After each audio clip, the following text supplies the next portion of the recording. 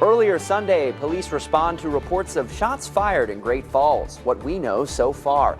Plus, if you've seen this set, you know what I'm going to tell you about. I'm Cassidy Powers, and we're going to talk about 11th and Grant, the Montana PBS Classic, entering its 20th year of Montana music. And later, more mothers are now on WIC than ever. Some in unexpected places, their benefits are accepted. Your 10 o'clock news starts now.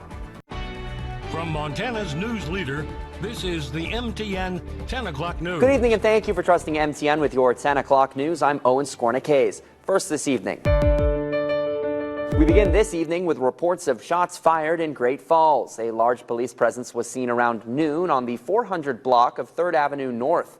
Witnesses say a gunshot was heard at 415 3rd Avenue North and multiple officers arrived on scene. Sergeant Lynch with the GFPD was able to confirm police are investigating a domestic disturbance involving a discharged weapon. No reports on primary suspect at this time, and it appears nobody is injured. We'll update you if we receive more information.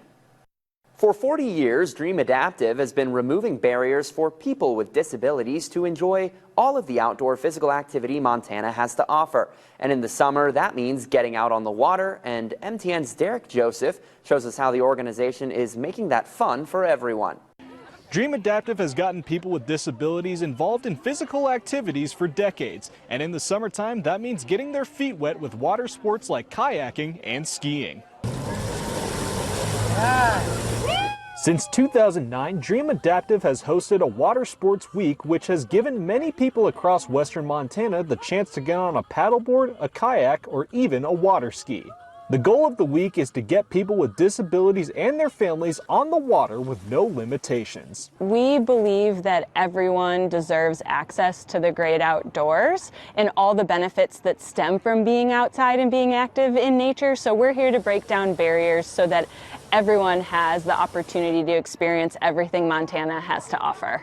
And one guy who has experienced all Montana has to offer is Eric Barnes, who was paralyzed in an ATV accident 3 years ago. Since finding Dream Adaptive, Barnes has not let his condition hold him back from doing fun activities like going off jumps on a sit wakeboard. Almost like a kid's dream come true, because when I was a kid, this is what I've always wanted to do. Water skiing,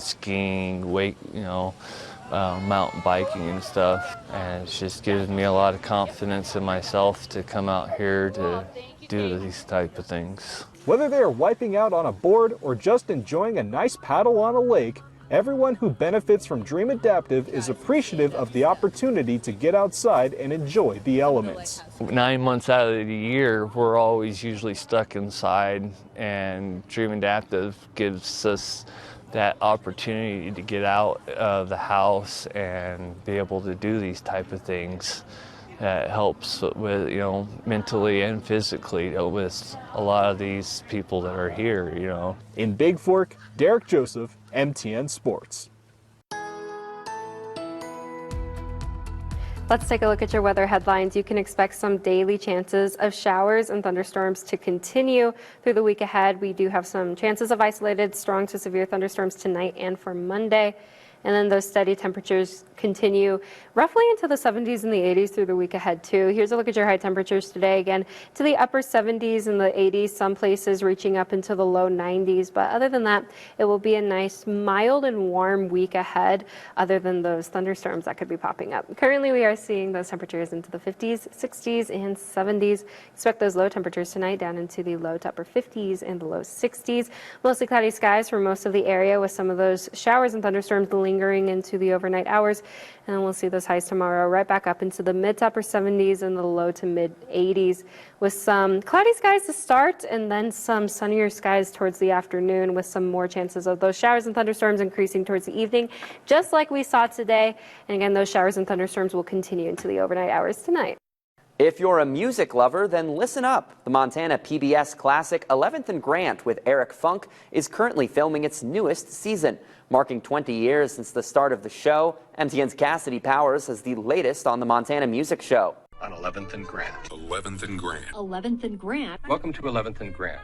You've likely heard the name, seen this set, and watched the show. 11th and Grant with Eric Funk, a Montana PBS classic, now entering its 20th year of Montana music. And I might not be very musically inclined, but these guys are. Yako Ava, take one.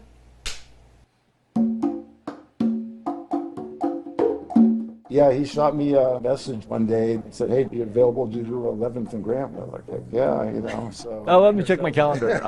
Doug Wales and his fellow members of Mozambique tell me what went through their heads when they got an invite to perform on a stage many Montana legends have performed on before. To be invited to be part of this series is a real honor for us. Totally. 10 years ago, Mozambique was formed here in Bozeman. African sounds with a Montana twist. You're listening to Mozambique jam out right now on the set of 11th and Grant.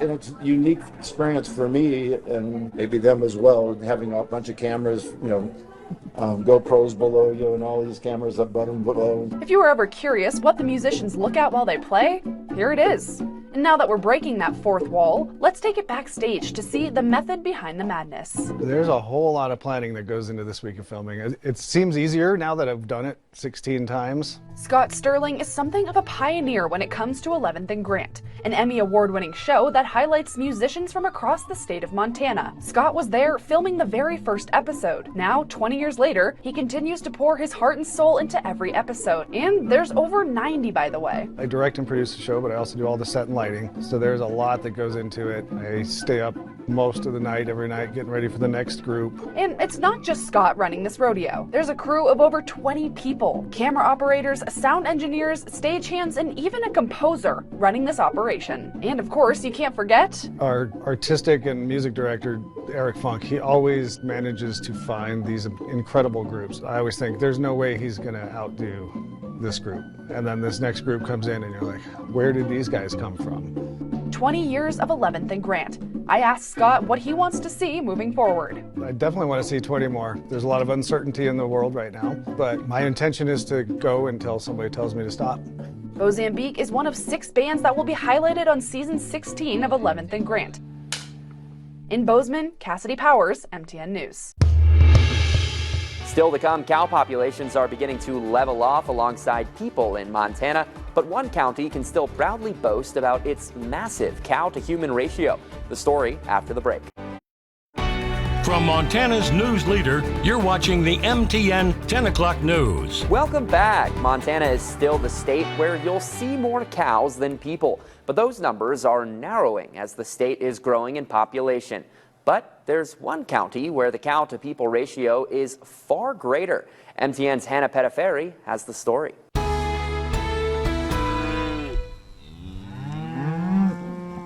It's a very rural place. Lots of people are ranchers. That's Gunnar Lang on his hometown, I lived up here basically my whole life. where cattle outweigh the people. It isn't that Petroleum County has some magic formula where we can run more cattle here than anywhere else. But for Petroleum County Commissioner Paul McKenna, he praises this lifestyle. I never wanted to do anything different. This is what I've always wanted to do. It's a lifestyle he's known for decades. I had numerous other jobs over the years when I was in college, but this is my true love. Waking up to cattle every day is a simple way of life. That number, 60 to 1 or 62 to 1, whatever that was, doesn't really surprise me. With the population being around 500 people, it just makes sense.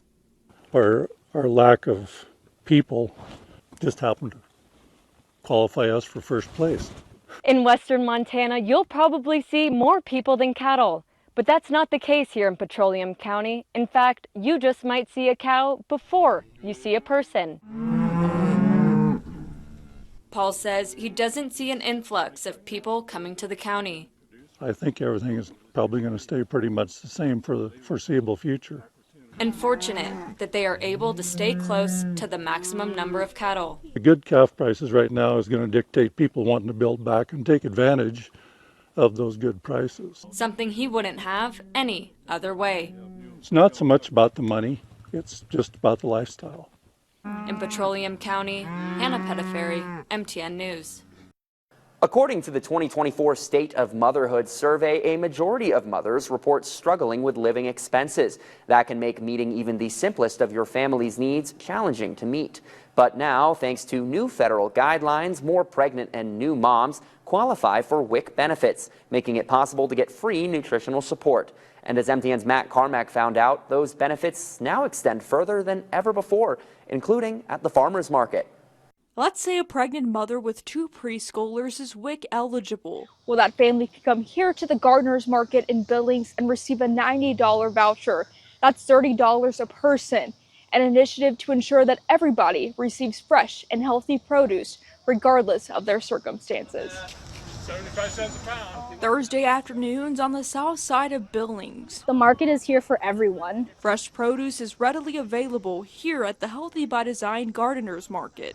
Last time I was here, they had some eggs. There were a lot of cool things here. Montana legislator and Southside resident Mike Yakowicz spent his afternoon at the market, supporting local farmers and gardeners. It really highlights both how wonderful the Southside is, how wonderful South Park is, and it really provides a lot of fresh produce for people who want it, and also at great discounts. The Gardeners Market has been around for 15 years, ensuring that Billings residents still have access to fresh produce whenever they need it. The Southside neighborhood is a USDA designated food desert, and so this is one of the ways that the coalition helps provide healthy produce and access throughout the year. The market accepts families with the WIC Farmers Market Nutrition Program, allowing eligible families to receive a voucher for $30 per family member. Like, bring your kids to the market, kind of let them pick and choose what they want. It's a great way for them to get exposure to new foods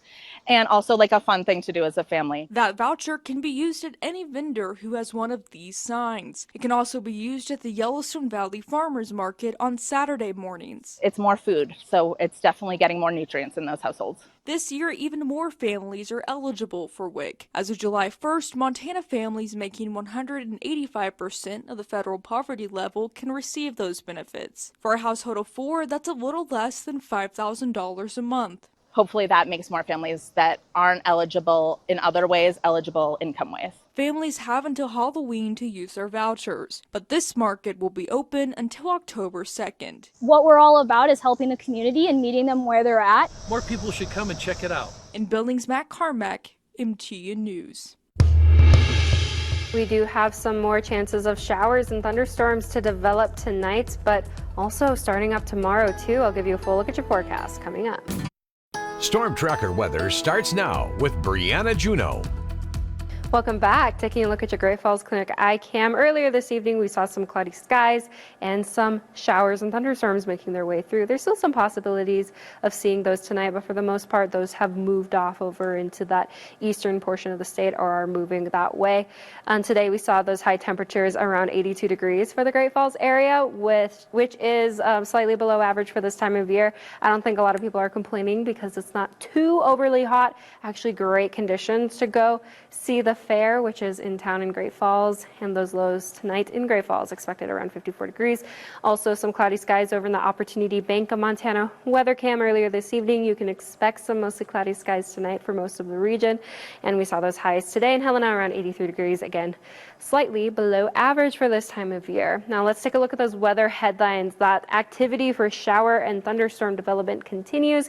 We'll still see some chances of isolated strong to severe thunderstorms tonight, but more chances to see that for Monday, and those temperatures remain in that steady 70 to 80 degree range for this upcoming week. Now let's take a look at those current temperatures, which are right in that upper 50s, 60s, and low 70s range, and then we'll continue to see them nice and cool and mild tonight, back into the 50s and the low 60s.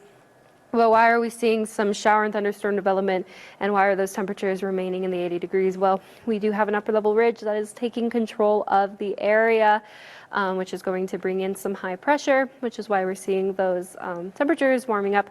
But it's also going to bring in a bit of instability thanks to things like wind shear and things like that. And that instability is exactly what brings in some of those thunderstorms. And we do have some severe thunderstorms, mainly in that eastern and northeastern corner for tonight. But other than that, any storms that develop will be, for the most part, non-severe. And then tomorrow, as we head into the evening hours and late afternoon hours, we'll see some more chances of showers and thunderstorms to develop again, with some more scattered chances for central locations and eastern locations. But let's take a look at your future track as we continue to head through tonight. Most of the system is pushing up into the northern and northeastern portions of the state. We'll still see some widespread chances of that system through that Lewistown and up to that Glasgow line. Early tomorrow morning, some isolated showers making their way through tomorrow morning as well. But as we hit Monday afternoon, you'll notice some increased cloud cover from those partly cloudy skies that might have cleared through Monday morning. And then we'll also see some more widespread chances of those showers and thunderstorms making their way through, again, starting in that central western portion and moving up into that northeast corner. So lots of chances for some moisture, more chances for moisture as we head through the middle of this next upcoming week, but I'll talk about that in a second. Here's a quick look at your wind gust tracker. 5 to 10 mile per hour winds with some of those gusts up to 20 to 30 miles per hour at times. And if you do get caught in some of those storms, especially if they're severe, we could see those wind gusts up to 50 miles per hour. Here's a look at your high temperatures that we saw today. They were in the upper 70s and the low to upper 80s and the low 90s. Low temperatures tonight down into the 50s and the 60s, mostly cloudy skies. We'll see some clearing skies at first towards the afternoon, but then some increasing clouds again as we head towards the evening with some more shower and thunderstorm chances popping up.